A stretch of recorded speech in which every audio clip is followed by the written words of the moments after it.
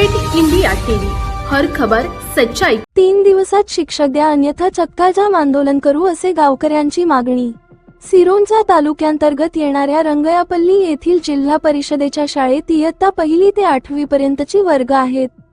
या शाळेत जवळपास 140 विद्यार्थी पटावर असून त्यांच्या अध्यापनासाठी केवळ 3च शिक्षक आहेत। त्यामुळे वर्ग व विद्यार्थ्यांच्या तुलनेत शिक्षक देण्यात यावे, या मागणीकरिता गावातील नागरिकांनी जुलै 28 रोजी जिल्हा परिषदेच्या शाळेला कुलूप ठोकून आंदोलन करण्यात आले होते।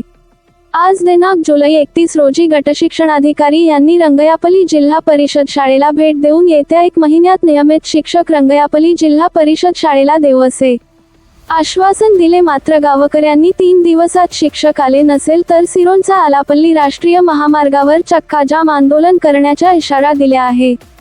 जिल्हा प्रतिनिधी गडचिरोली, राजमोगली एम दुर्गम। जिल्हा परिषद उच्च प्राथमिक शाळा रंगायपल्ली इथे 1 ते 8वा वर्गापर्यंत असून या शाळेत फक्त 3 शिक्षक आहे। याच्यापैकी 1 केंद्र प्रमुख आहे, 1 मुख्याध्यापक आहे।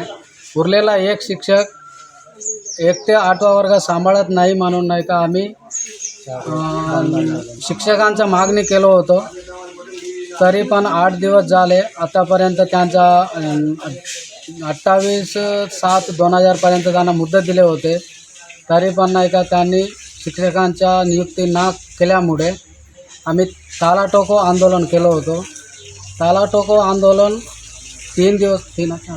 4 दिवस संपूनही गेले, आतापर्यंत कोणताही रिप्लाय नाही आहे। आम्ही नाही का सोमवारपर्यंत आज आंदोलन असंच चालवून कोणत्याही शिक्षक नाही पाठवला तर सोमवारीपासून चक्काजाम मुलांसोबत आणि पालक सगळे मिळून गावकरी मिळून चक्काजाम आंदोलन करण्यात येणार आहे।